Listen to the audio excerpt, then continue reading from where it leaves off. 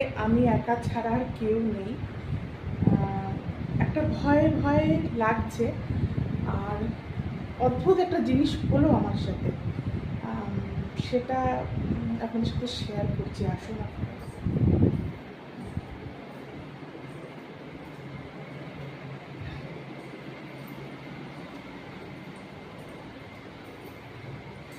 সেটা হচ্ছে, আমি জাস্ট এখানেই কিন্তু আমি বিছানায় বসেছিলাম।